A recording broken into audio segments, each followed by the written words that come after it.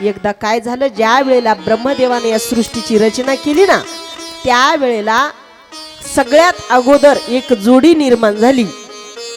ती जोडी म्हणजे मनु आणि शतरूपा अशा नावाची जोडी निर्माण झाली.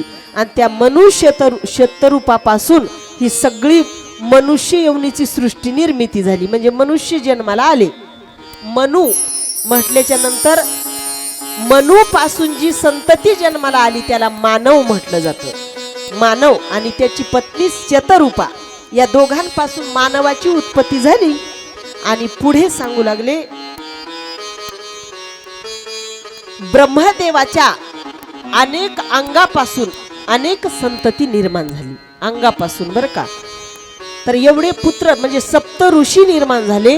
सप्त ऋषी झाल्याच्या नंतर पुन्हा म्हटले त्यांच्या सप्त ऋषी निर्माण झाले.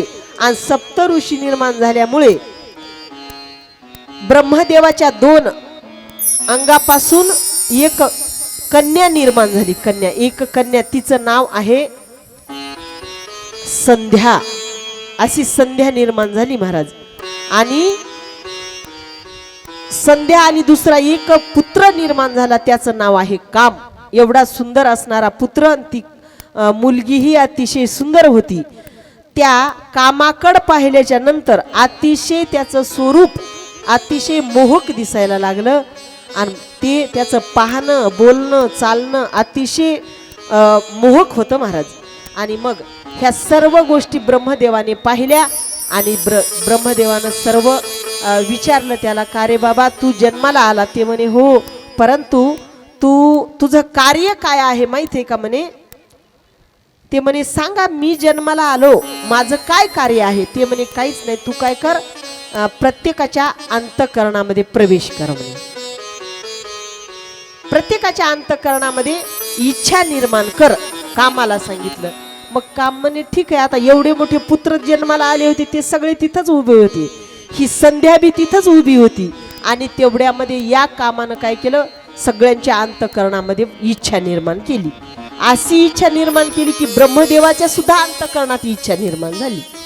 झाल्याबरोबर ब्रह्मदेव स्वतः ब्रह्मदेव आणि ते सप्त ऋषी सुद्धा या संध्येच्या पाठीमागे पळायला लागली. ती संध्या पुढं पळायला लागली. म्हणजे कामानं मोहित झाले आणि सगळे तिच्या पाठीमागे पळतायत. आणि मग ती स्वतःचं रक्षण करण्यासाठी ती सुद्धा धावू लागली महाराज.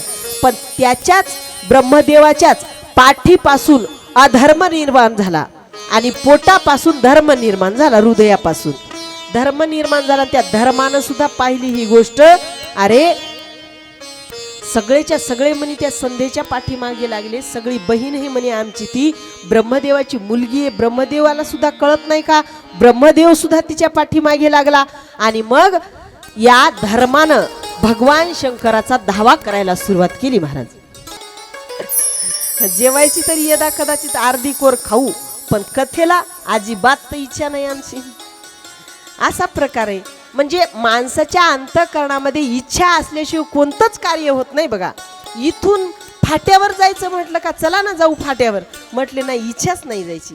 इच्छा असल्याशिवाय कोणतंही काम होत नाही. मग इच्छा म्हणजेच काम. आणि हे काम म्हणजे ब्रह्मदेवाचा पुत्र. आणि हे पुत्र आता ब्रह्मदेव त्याला अनेक शब्दात बोलू लागले. म्हणे तुझ्यामुळे मला या रुद्राचं जे नाही ते बोलणं खावं लागलं, पण एक ना एक दिवस मी या रुद्राला 100% म्हणे खाली पाहायची वेळ आणेल. आणि एक दिवस तुझ्याच माध्यमातून रुद्राला सुद्धा काय करेल की त्याच्या अंतःकरणामध्ये काम इच्छा म्हणजे त्याच्यात प्रवृत्त करेल म्हणे. आणि मग याला सांगितलं, तू माझ्या अंतःकरणात इच्छा प्रवृत्त केली ना, जा त्या भगवान शंकरांनी मला एवढं बोललं, त्याच्याच माध्यमातून तू जळून भस्म होशील. आणि म्हणून भगवान शंकर ज्या वेळेला तपश्चर्या करत होते, या कामाला त्यांनी जाळलं होतं का नाही, तर हे ब्रह्मदेवाचा म्हणजे त्याच्या बापाचा शाप होता. लोक खुशाल म्हणतात तुमच्या महादेवानं जाळून टाकलं कामाला. हे शाप पूर्ण करण्यासाठी माझ्या देवाला कार्य करावं लागलं. बघा तुम्ही श्रीमद भागवतामध्ये सुद्धा सगळे लोक माझ्या श्याम सुंदराला म्हणतात, बघा तुमचा देव असा कसा आहे. ते बळी इतका चांगला माणूस, दान धर्म करणारा होता. आणि तुमचा देव गेला त्याच्या दारात आणि म्हणला की द्या 3 पावलं भूमी, त्या बळीनं देऊन बी टाकली म्हणे दैत्य असून 3 पावलं, तर तुमच्या देवानं काय केलं म्हणे त्याला पाताळात घातलं. असे लोक म्हणतात की नाही. अहो, तर ह्या सगळ्या योजना कशासाठी असतात माहिती का? वास्तविक पाहता माझ्या देवानं त्याला पाताळात घातलंच नाही, त्याला शाप प्राप्त झालता. कधी? जेव्हा भगवान श्यामसुंदर वामन रूपामध्ये त्याच्या दारात गेल्याच्या नंतर हे शुक्राचार्य आला त्याचा गुरु, आणि आल्याच्या नंतर त्यानं सांगितलं हे बघ बळी, तुझ्या दारात जो आलेला आहे ना, इतकुसा जरी तुला दिसत असेल तरी पण तो जगाचा मालक आहे बरं का, त्यानं काही मागितल्याच्या नंतर देऊ नको. ते म्हणे वारे वा, असं कसं होईल? एखाद्या विद्यार्थ्याला वर्षभर अभ्यास केला आणि अभ्यास केल्याच्या नंतर त्याला सांगितलं हे बघ पोरा, आता तू परीक्षा द्यायची नाही. ते पोरग काय म्हणेल? कमालच आहे बाबा तुमची, अरे लाईन गेली तर मेणबत्ती लावून अभ्यास केलाय मी,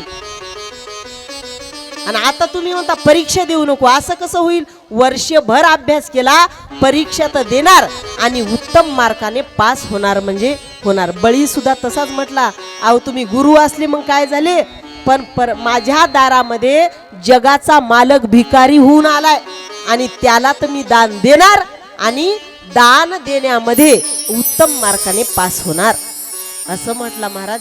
आणि मग शुक्राचार्याला वाटलं हे काय ऐकत नाही, मग काय करावं? आता झारीमध्ये पाणी घेऊन संकल्प करायचा आहे. संकल्प करायचं तर आपण काय करावं? पाणीच पडू नाही द्यायचं म्हणे झारीतून. मग छोटंसं रूप धारण केलं, सूक्ष्म झारीच्या छिद्रामध्ये जाऊन बसल्यावर ते बळी पाणी काढायला आता संकल्प करण्यासाठी झारीतून पाणी ओततोय, ते पाणीच पडना. त्याला वाटलं काही अडकलं असेल म्हणून घेतली काटा असा आणि टोचला, त्याचा फुटला डोळा. शुक्राचार्याचा डोळा फुटल्याच्या नंतर शुक्राचार्याला राग आला. शुक्राचार्य मूळ स्वरूपात प्रत्यक्ष प्रगट झाले आणि बळीला बोलू लागले म्हणे मूर्खा, अरे तुझ्या भल्यासाठी मी बघतोय म्हणे आणि तू माझा डोळा फोडून टाकला म्हणे, जा तू पाताळात जाशील म्हणे. आता हे कोणाचा शाप आहे? शुक्राचार्याचा. पण देवाला माझ्या हे शाप पूर्ण करण्यासाठी 3 पावलं भूमी मागावी लागली त्याला पाताळात. आणि वास्तविक पाहता पाताळ म्हणजे कोणाचं लोक आहे? दैत्याचं आहे ना. हो, आणि देवाचं स्वर्ग लोक आहे ना. आपण मध्यभागी मृत्यू लोकात राहतो आणि पाताळामध्ये दैत्य राहतात. वास्तविक पाहता पाताळ हे त्याचंच लोक आहे, दैत्याचं. त्याला खरं तर त्याच्या स्वतःच्या घरी नेऊन सोडलं देवानं, बाबा तुझी जागा इथे आहे. आणि त्याला कशाला पाताळात? माझ्या देव काहीच करत नाही माझा, पण हे सगळं तुम्ही आम्ही त्याला दोष देतो, इतकाच फरक आहे, बाकी काहीच नाही. आणि अशा पद्धतीनं यानं सुद्धा या ठिकाणी ब्रह्मदेवानं त्याला शाप दिला की जा म्हणे तू भगवान शंकराच्या माध्यमातून जळून भस्म होशील. आणि मग पुढे आता महाराज तसंच होणार आहे बरं का. इथे भगवान शंकर असे बोलले निघून गेले. आता याला ब्रह्मदेवाच्या अंतःकरणामध्ये सारखा द्वेष निर्माण झाला. एक दिवस तरी मी बदला घेईल म्हणजे घेईल. खरंच सांगू महाराज, माणसानं कोणाचा बदला घेण्याच्या भानगडीत कधीच पडत जाऊ नये. त्यानं बोलला असेल बोलू द्यायचं, काही हरकत नाही, ती त्याची बुद्धी, कारण त्याची तिथपर्यंतच चलती म्हणून तिथपर्यंतच बोलला तो, त्याच्या पुढचं त्याला माहितीच नाही ना. आणि म्हणून समोरचा माणूस 4 शब्द जर बोलला ना तर शांतपणानं ऐकून घ्यायचं. आपल्याला ऐका वाटत नसेल तर तिथून निघून जायचं, पण त्याला पुन्हा प्रतिउत्तर द्यायच्या भानगडीत पडू नये की आताच तू बोलला ना, थांब, एक दिवस माझा आला की नाही मी 100% तुला याच्यापेक्षा दुपटीनं बोलल, तेव्हा तुझा सुद्धा अपमान झाला पाहिजे. अशा भानगडीत अजिबात पडू नये आणि बदला घेण्याच्या भानगडीत पडत जाऊ नये, कारण त्याच्यापासून माणसांच्या अंतःकरणामध्ये द्वेष भावना वाढती, द्वेष निर्माण होत असतो, मत्सर निर्माण होतो. म्हणून त्याच्यापेक्षा आपण एकांतात निवांत राहिलेलं बरं. पण माणसामध्ये कधी अद्वैत भावना नाहीच हे हो, सगळं द्वैतामध्येच चाललेलं आहे खेळ. एखादाच ज्ञानोबराय म्हणतात, एखादाच विरळा असा आहे की तोच फक्त अद्वैतात राहतो. अद्वैती कुसरी विरळा जाणे. आणि म्हणून अद्वैतात राहणारा मनुष्य अतिशय सुंदर प्रकाराने जीवन जगतो. सगळं एकच आहे असं जर पाहिलं तर कोणाचा मत्सर वाटणार आहे, कोणाचा द्वेष वाटणार आहे? काहीच नाही, सगळं एकच आहे व काहीच नाही.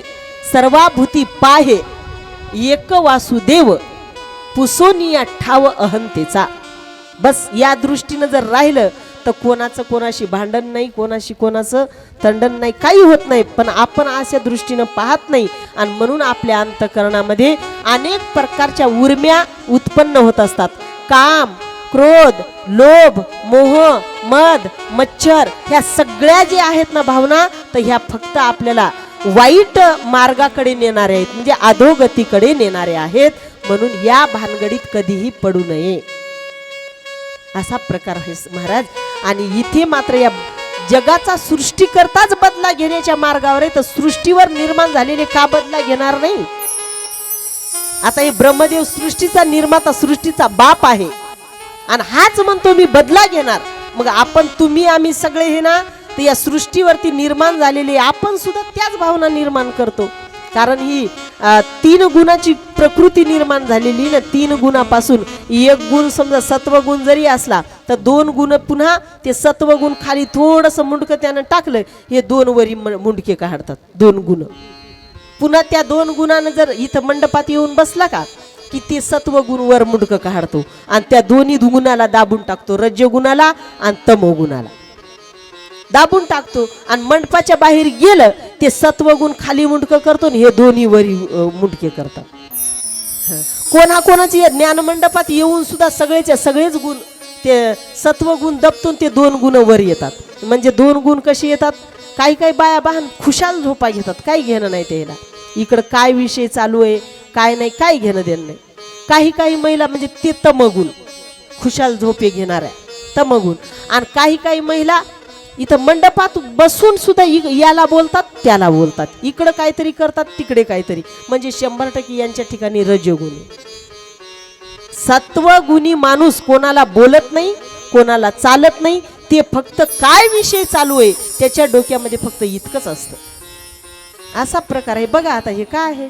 काही घेणं नाही देणं नाही, जणू काय लग्नालाच आलेले आहे, लग्नातच जणू आले, त्याला कोणी म्हणायला नाही बोलायला नाही, असा प्रकार आहे. म्हणजे कळतच नाही तर कराव काय, हे मोठा प्रश्न आहे बघा.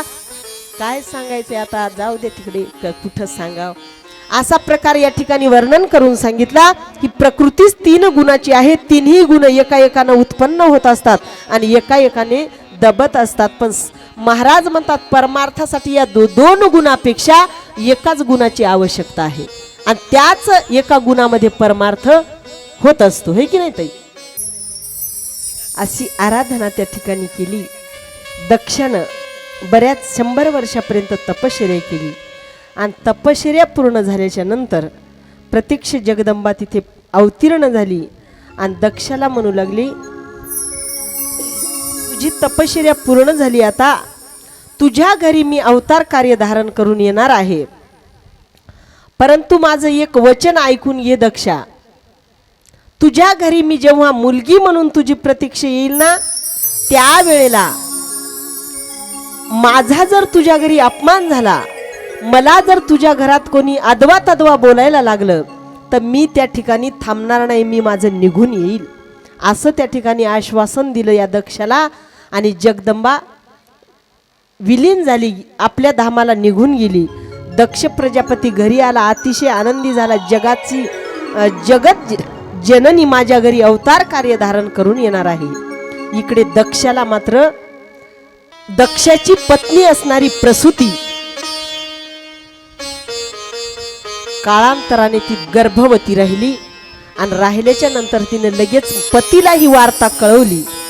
कळवल्याबरोबर आता मात्र दक्षाला लक्षात आला, आता माझी पत्नी गर्भवती आहे, 100% जगाची जननी माझ्या पत्नीच्या पोटी अवतार कार्य धारण करून येणार आहे. आणि आता सगळे आनंद विभोर झालेले आहेत, आनंदी झाले. आणि पाहता पाहता यथा काळ अशा प्रकारचं त्या ठिकाणी गर्भवती राहिली आणि योग्य समय ती प्रसूत झाली. सुंदर अशी कन्या त्या ठिकाणी दक्षाला झाली. महाराज, फार सुंदर दिसणारी कन्या. अरे तिच्यासारखी सुंदर कन्या या जगतात कोणी असू शकते का? कारण सगळ्यांना सुंदर बनवणारी ती एकटीच आहे.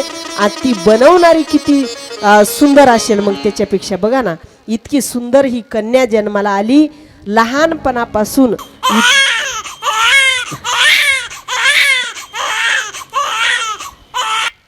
अशा प्रकाराने ती लहान असणारी कन्या इकडे तिकडे पाहता पाहता तिचं नामकरण विधी ठेवण्यात आलं. तिचं नाव ठेवलं महाराज सती.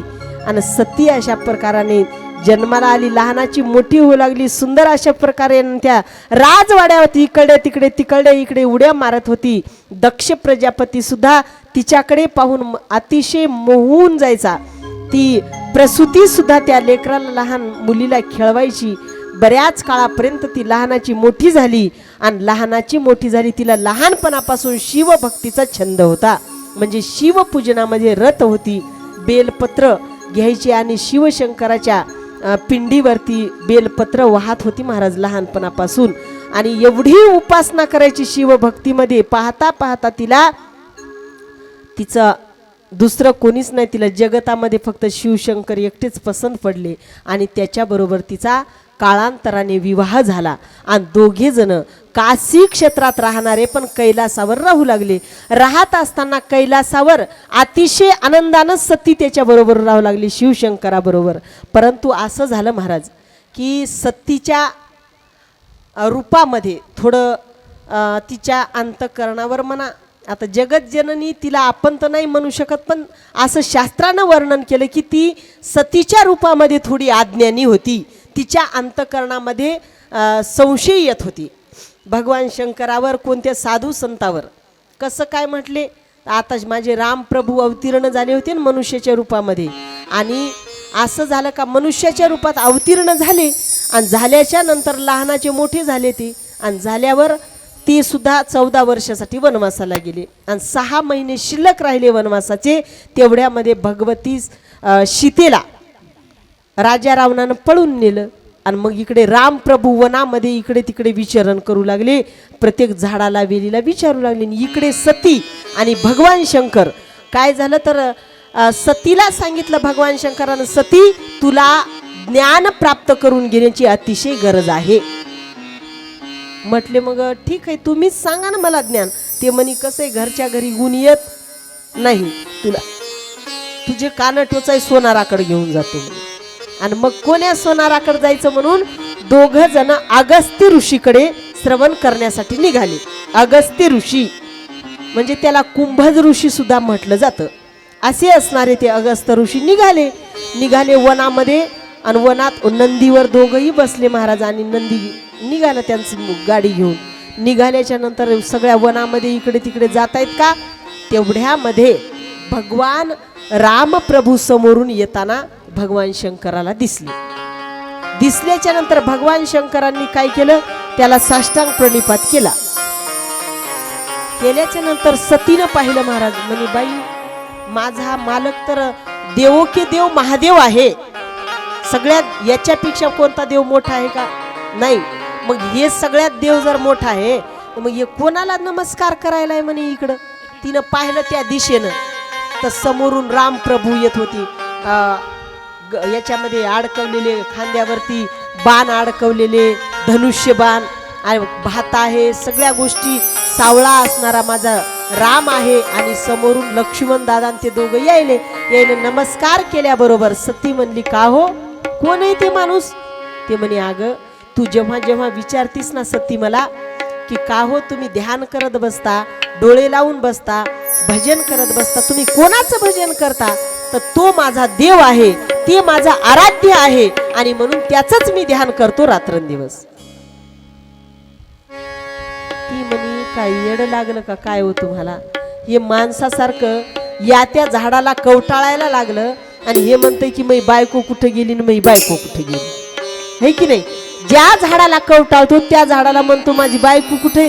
कोणाला झाडाला विचारायलाय, वेलाला विचारायलाय, कोण्या पक्षाला विचारायलाय, पशुला विचारायलाय, याला बायकोच कुठे गेली माहित नाही. हे कशाचा देव म्हणे, हे कशाचं परब्रह्म आले, हे कशाचं अव्यक्त निराकार असणार तत्व असणार आहे म्हणे. तुमच्यासारखा देव मोठा नाही, तुम्ही काय या माणसाला देव म्हणता म्हणे. हिच्या ठिकाणी अज्ञान होतं महाराज. मी तुम्हाला पहिल्या दिवशी सांगितलं, माणसाच्या अंतःकरणावर 3 प्रकारचे दोष असले की माणसाला काहीही कळत नाही. तीन कोणते दोष? एक आहे आवरण नावाचा, एक आहे विक्षेप नावाचा आणि एक आहे मल नावाचा दोष. मल नावाचा दोष हा जर असला तर माणूस ज्ञान मंडपातच येत नाही, तिकडेच कुठं बी हिंडल पण इकडे येत नाही. मल म्हणजे पाप, या तुका म्हणे पापे येती रोगाची या रूपी. त्याला तिकडं दुखत आहे, काही बी त्याचं तंगडत दुखल, डोकत दुखल, पोटच उठल, त्याची फसलीच उठल, इकडे येता येता इकडे येऊच देत नाही. दुसरा आहे विक्षेप नावाचा दोष. म्हणजे हे जरी आला इकडे तरी बी आपण सांगत असताना त्याला वाटायला काय माहिती बाई खरं सांगायची का खोटं, काय माहिती खरंच असेल का खोटं. हे अनेक प्रकारचे विक्षेप त्याच्या अंतःकरणामध्ये निर्माण होतात. विक्षेप म्हणजे संशय, विक्षेपाला संशय म्हणतात. तर संशय म्हणजे माऊली ज्ञानोबराय म्हणतात, जर हे संशय अंतःकरणात असले तर 100% त्याच्या इतकं पाप मोठं कोणतं नाही, है की नाही. कारण संशयाउनी थोर अनिक पाप नाही घोर, विनाशाची वाघूर प्राणियासी. संशयापेक्षा दुसरं कोणतंही पातक मोठं नाही, इतकं संशयाचं पातक आहे. दुसरी गोष्ट सांगितली आवरण नावाचा दोष. आवरण म्हणजे ते जेव्हा आपण सद्गुरूच्या मुखातून श्रवण करू तेव्हाच आवरण नावाचा दोष जात असतो, तोपर्यंत जात नाही. आवरण म्हणजे अज्ञान. जोपर्यंत हे अज्ञान नाहीच होत नाही तिथे ज्ञान प्रत्यक्ष प्रगटच होत नाही. ज्ञान प्रत्यक्ष प्रगट होण्यासाठी आपल्याला सद्गुरूची गरज असते, संताची गरज असते. आणि संत जर एकदा जीवनात आले की आवरण नावाचा दोष जातो. विक्षेप नावाचा दोष एखाद्या संतांची शरणागती करून त्यांना आपल्या शंका त्याच्या पुढे मांडणं आणि त्याचं समाधान करून घेणं म्हणजे विक्षेप नावाचा दोष जातो. आणि मल नावाचा दोष हे स्वतःच घालावा लागतो. इथं गुरुची गरज नाही. म्हणजे कशामुळे मल नावाचा दोष जातो? ते म्हणजे फक्त भगवंताचं नामचिंतन करूनच जात असतो, एरवी जाणार नाही. आता या सतीच्या अंतःकरणामध्ये विक्षेप नावाचा दोष होता आणि विक्षेप नावाचा दोष तिच्या अंतःकरणामध्ये प्रवेश केल्याबरोबर तिला तो राम आहे हे कळालंच नाही महाराज.